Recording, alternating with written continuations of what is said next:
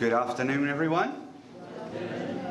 If you do have your Bibles, Acts chapter 1, from verse 6 to 11, that's where we're staying this afternoon. Keep your Bibles open there. Now, I'm not sure how many of you have heard that story about that old farmer who had worked his crops for many years, but one day his horse ran away. Now, upon hearing the news, his neighbors came to visit and they said, "Such bad luck," sympathetically to the farmer. And the farmer replied, "Maybe." Now, the next morning, the horse returned, bringing with it 3 other wild horses. "How wonderful," the neighbors exclaimed. "Maybe," replied the old man.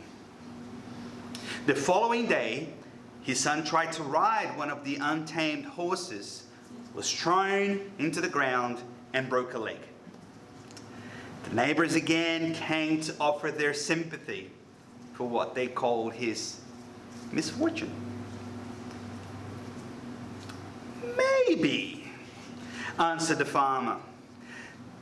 The day after, military officials came to the village to draft the young man into the army.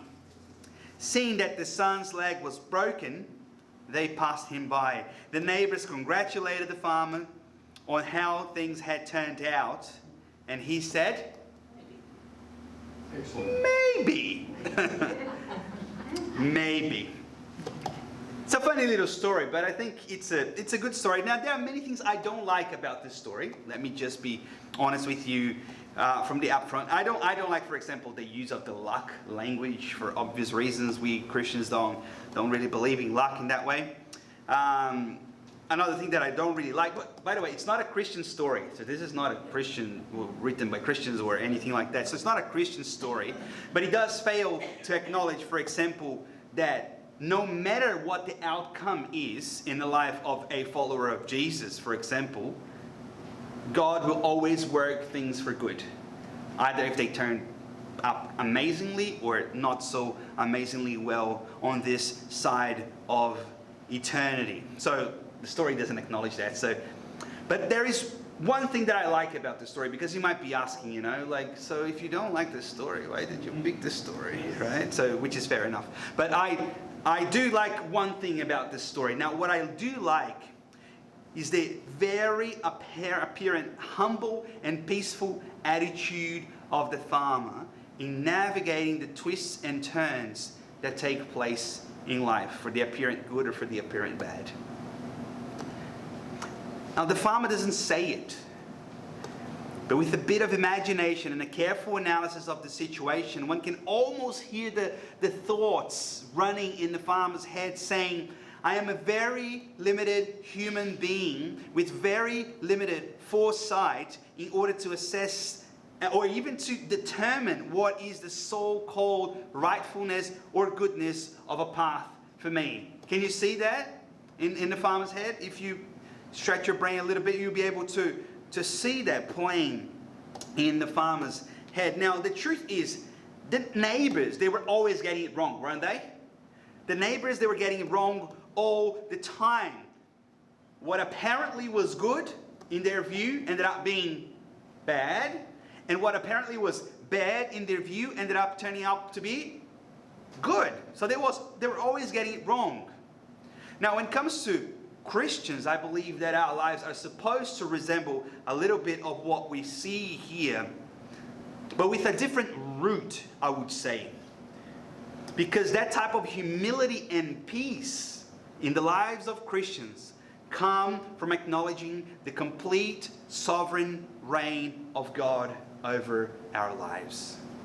That's where it comes from. It comes from knowing texts like Proverbs 16:9, which goes like this: "The heart of man plans his way, but the Lord establishes his steps." Comes from knowing texts like Matthew 10 from 29 to 31, when it says, "Are not 2 sparrows sold for a penny? and not one of them will fall to the ground apart from your Father.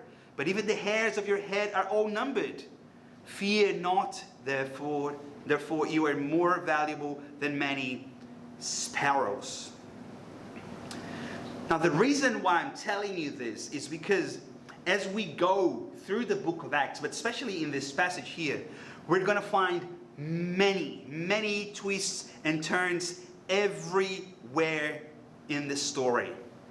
Now, sometimes the disciples navigate this story, those twists and turns, well. Sometimes not so well. I suppose they're like us, eh? Sometimes we can cope with things a little bit better than other times. Now, as we launch this series, which we're focusing on perseverant prayer and powerful proclamation, where we want our people to be committed to both personal as well as corporate prayer and personal as well as public evangelism, I believe to touch and to understand how to navigate the twists and turns of life is paramount. It really is. Acts will be a good encouragement for us to go into that. Now, this journey that we are talking about in a book of Acts, it's also in our lives, isn't it? Many twists, many turns, many things that are different than what we expected. That's not just the story of the apostles. It is indeed our story as well.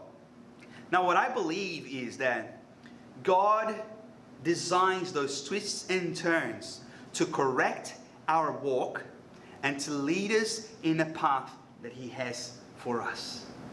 That's what I believe it is. Now, navigating life is quite complex, right? I think everyone here is well experienced in that. So you had your fair share of trouble. You had your fair share of closed and open doors and all of that. It's a complex matter to live in this world, trying to discern the voice of God. But I believe there are three things from this passage which God regularly says to His people to correct things when we get them wrong. That's why the title of my message today is When God Says You Got It Wrong. I firmly believe that these three particular things which God constantly says to His people are among the most important pieces of guidance you need to learn as a Christian if you are to have a successful walk with God. And I don't mean to I can't even overstate that. I really do believe that. The first thing I believe God says to us through that experience that the apostles were having is, wait, not yet. When God says, wait, not yet. You see that very clearly in the first two verses that we've just read. So when they had come together, they asked Him. That's the disciples asking Jesus, Lord, will you at this time restore the kingdom to Israel? He said to them, it is not for you to know times or seasons that the Father has fixed by His own authority. Now, the issue you need to understand here comes from verse 6, which is the restoration of the kingdom of Israel. For us, that it is just a phrase, the restoration of the kingdom of Israel, but it is a phrase that it is loaded with meaning for these guys. It is loaded with meaning because there was a promise that God made to David hundreds of years before them. And God says this, you can read that in 1 Samuel chapter 7, verse 12 and 13. God says this to David, when your days are fulfilled and you lie down with your fathers, I will raise up your offspring after you, who shall come from your body, and I will establish his kingdom. He shall build a house for my name, and I will establish the throne of his kingdom forever. So God promised to David, therefore to the nation of Israel, that they were going to have a king that was going to come from the line of David, and that king would reign forever. That was a promise that God made. Now you could understand the anxiety of the nation of Israel, because that was far from the reality that they were experiencing at the time, wasn't it? A completely different reality. They were actually under Roman oppression, being exploited, being abused, mistreated. They experienced several revolts in the last few hundred years as a nation. You could read the Maccabean revolt in the books of history, but very interesting revolt that happened in the nation of Israel, trying to overthrow the Seleucid Empire, which was ruling over back then. The nation experienced the birth of radical and terrorist groups like the Zealots. You know how you turn on the TV and then you see Hezbollah and you see Al-Qaeda, you see all those terrorist groups in the Middle East fighting against the oppression and so on. Israel was experienced that. And then you can also understand what happened in John chapter 6 verse 15 when they wanted to make Jesus king by force, right? Because Jesus shows up, starts to make these amazing miracles. People start to see that he was the hope for the nation, and they wanted to make him king right then and there. That's the desperation, the anxiety. They were aching as a nation. The pain was real. The brokenness of the nation was real. The urgency of the matter couldn't be any more evident. And God's answer to them was, wait, not yet. You can clearly see that in verse 7. It's tough, very tough.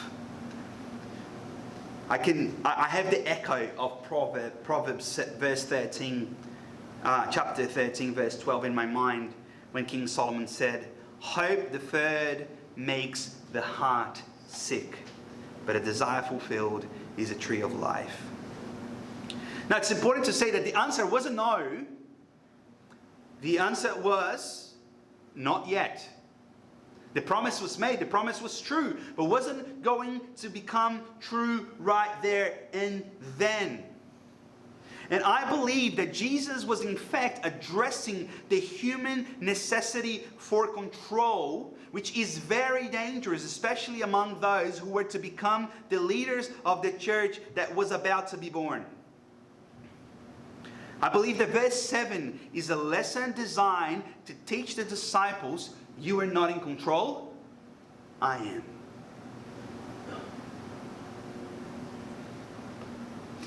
Now, I know for sure that this is one of the most common faith-crushing scenarios you find when you read stories of people who lost their faith. The argument is something along the lines of, I desperately needed God to do something, but He didn't show up.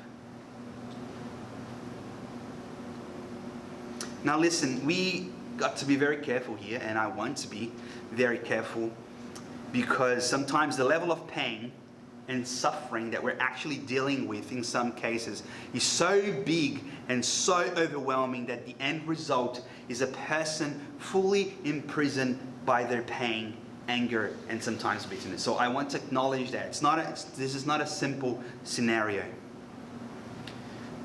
And also that the only person who can set anyone free, but in this case specifically people in a situation like this, is God Himself, right?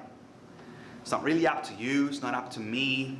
It is up to God to do that. Now, having said that, I believe that true freedom comes when we acknowledge a tough reality that it is that we cannot be Lord over life. I think the beginning of freedom starts there. We are not Lord over life. That the yeses and nos don't come ultimately from our mouths. What one is really saying when they say God didn't show up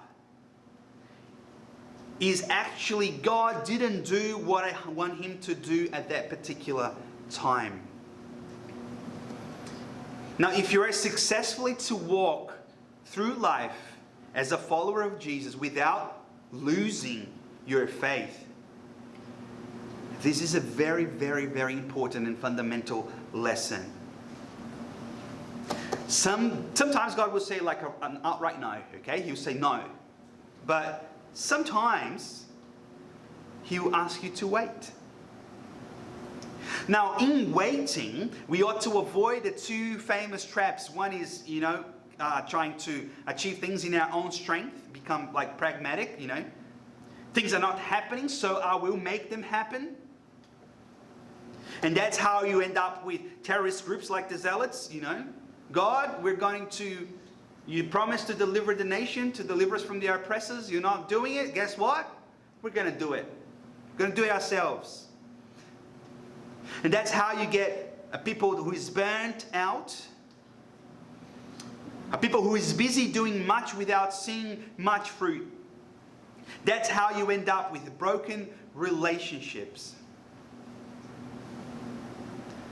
We need to know that when God says not yet, He's not inviting you to a place of bleakness and hopelessness. He's actually inviting you to a place of joy that is only found in complete trust in His person. And let me tell you this, that's the goal of the Christian life. Joy that it is found in complete trust in the person of God. There's nothing else that ultimately matters. And now, as I was preparing, I was reminded of the story of Lazarus. How many of us here know the story? It's there in John chapter 11. You can read it if you want. But the story is Lazarus was sick, and Lazarus was very good friends with Jesus. His family was very good friends with Jesus.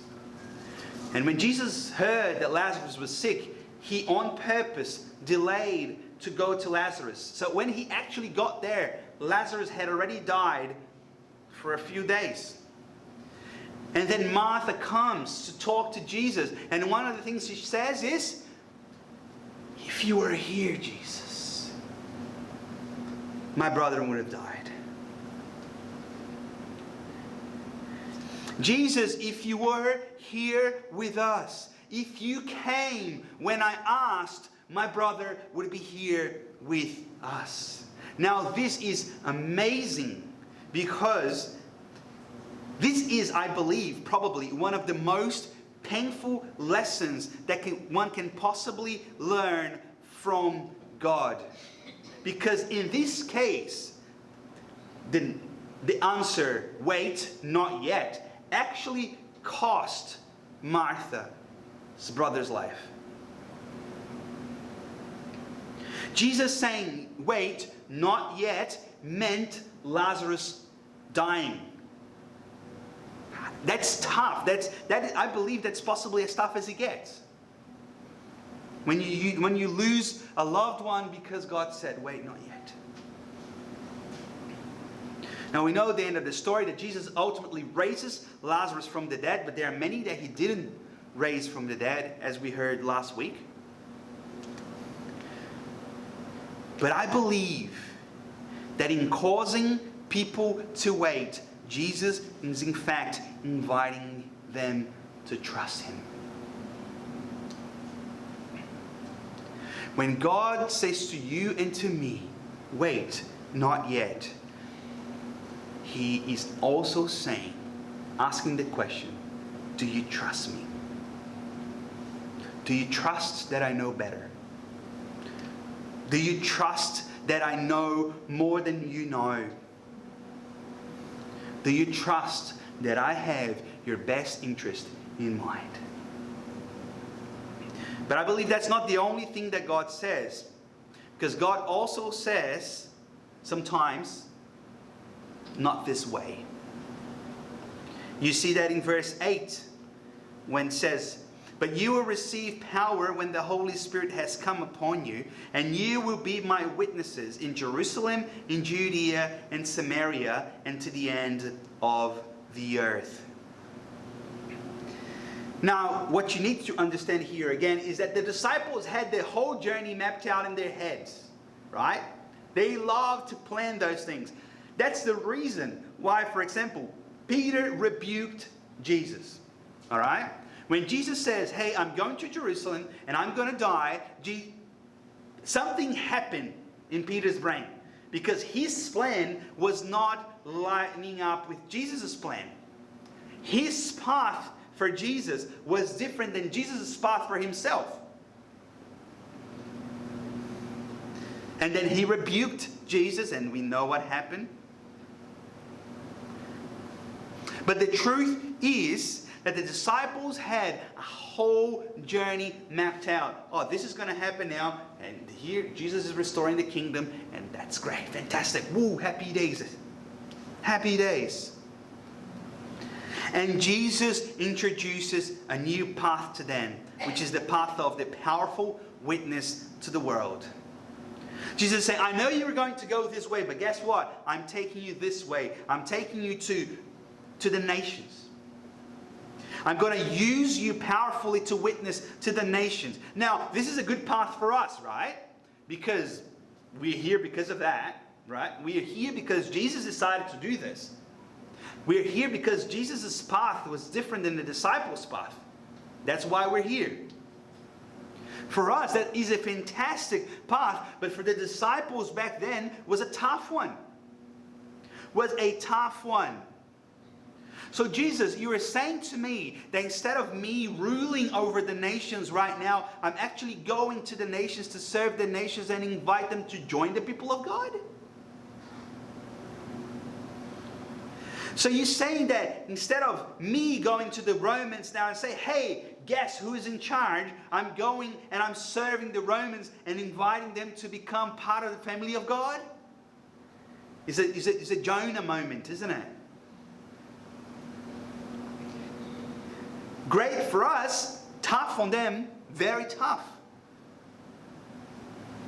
And the issue obviously is because the first Hebrew Christians, they really had a rough time accepting other nations, other peoples. They really had. You can read the book of Acts, you see that through and through. You see when God calls Peter to go preach to the Gentiles for the first time, Peter said, I'm not going. They are unclean. I'm not hanging out with these people. That's what you call a racist, by the way. We know that that's not the end of the story, that we know that Peter repents and that God transforms him, but that's where he was in the beginning. Let me tell you, the path that the disciples had in their minds didn't include us. If it was for Peter in the beginning, you and I would be going to hell.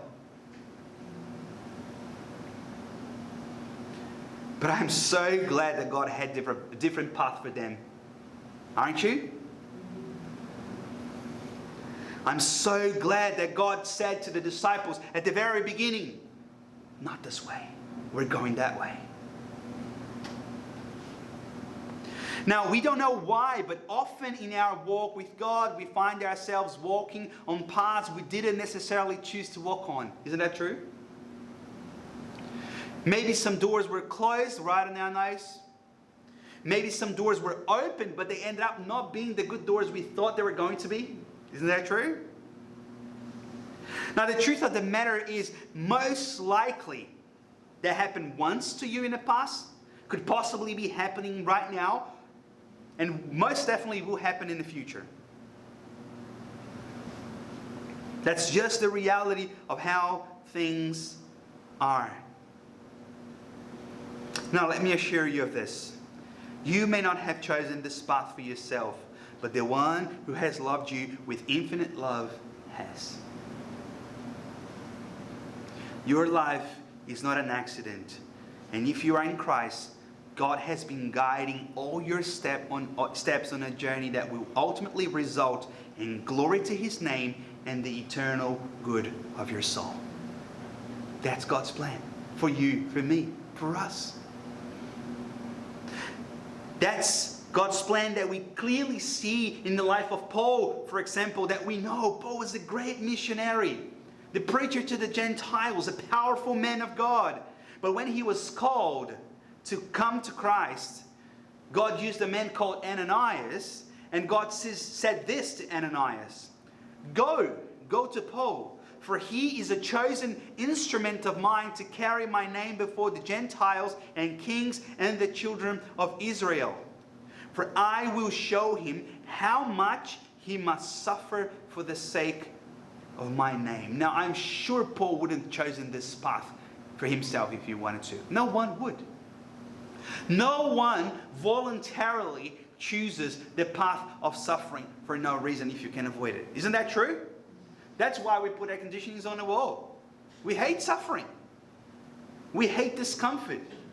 We try to avoid it at all costs. That's just who we are. That's normal. Now, the path that God had for Paul was a path of glory, was a path of blessing, but was also a path of suffering and difficulty and trials.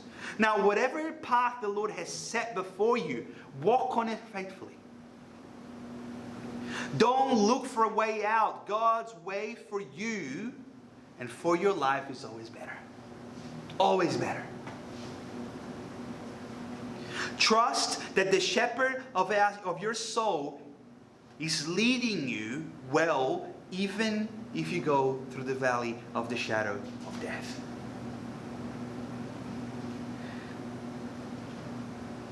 If you are to walk faithfully with God, you will many times hear God saying to you, not this way, come this way. But it is for your good. And lastly, sometimes God says, don't hope in that. We see that in verses 9, 10, and 11.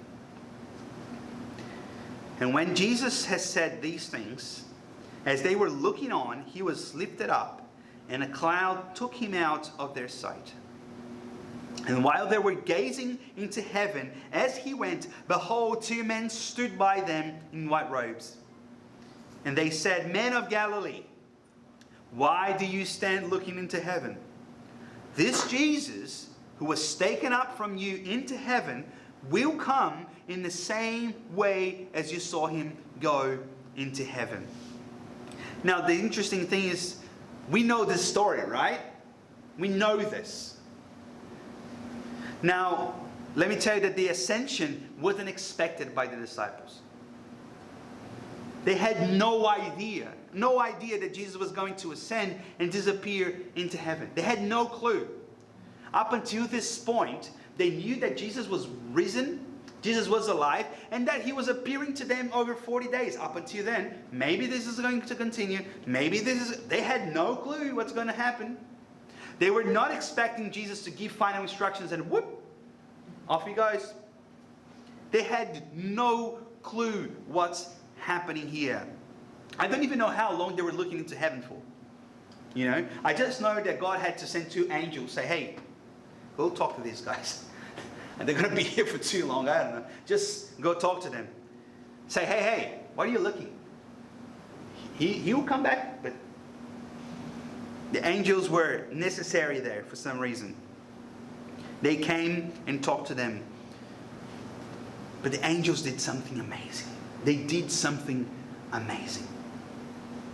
What they actually did was, at the very beginning of the Christian church, they set the coming of Jesus as the one of the main foundational hopes of the Church of Christ.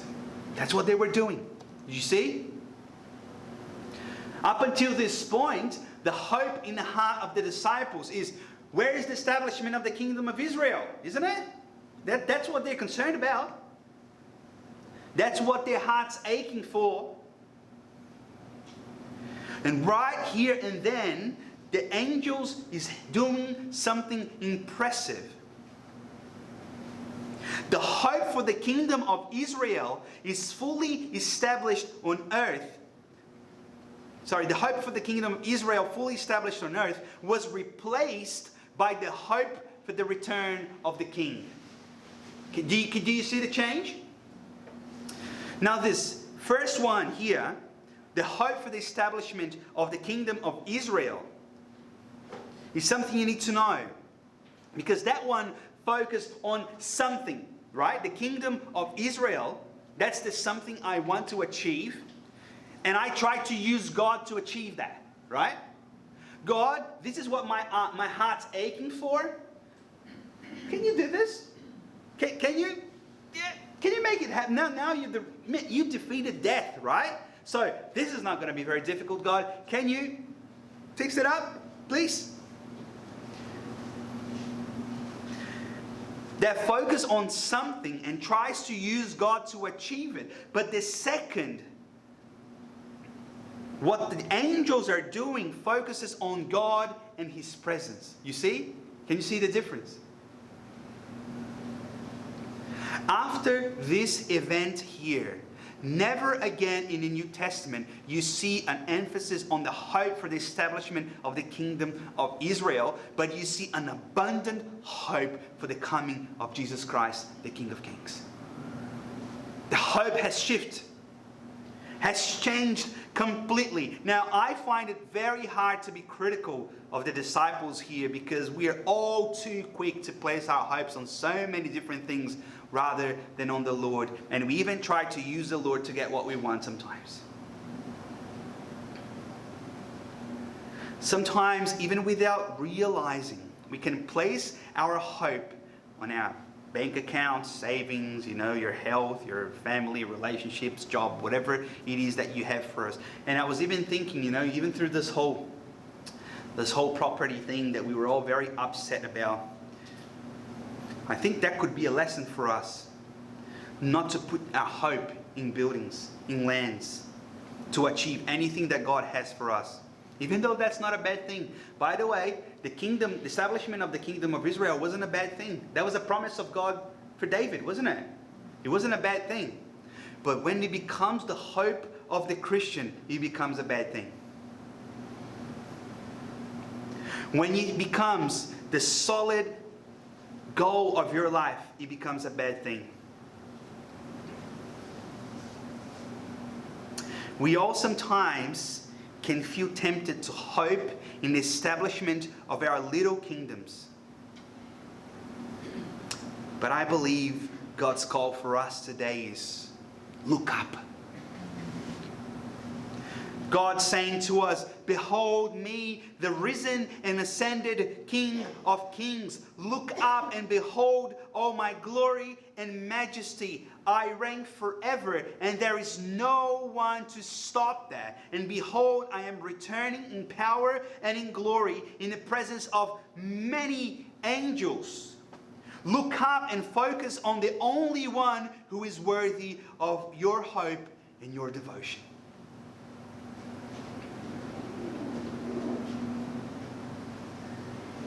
Brothers and sisters, to walk with God is to live in a constant state of openness and humility before the guiding hand of the Lord. To walk with God is a continued exercise of waiting for His time, of walking on His path for us, and on setting our hopes on what really matters ultimately, namely Jesus Himself. That's the call of God. That's the call of God for our lives. And in order to achieve that, He will many times throughout our lives say this: you got it wrong here. Let's fix this. Let's fix this.